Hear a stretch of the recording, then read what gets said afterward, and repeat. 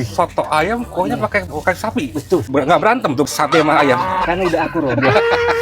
Ini ngaduknya gimana nih? Aduknya Om terserah aja dah. Yang penting kemakan semua.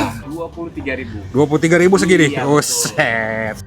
Warga negara Cenduk, gue lagi di Komplek Pondok Lestari, tepatnya di pusat kulinerannya Info A1. Nyokap gue sendiri ada langganan soto ayam dia yang udah berjualan puluhan tahun di sini. Ini saya udah generasi kedua. Orang tua saya udah 30 tahun jualan. Penuh banget. Nah, ini cekernya nih.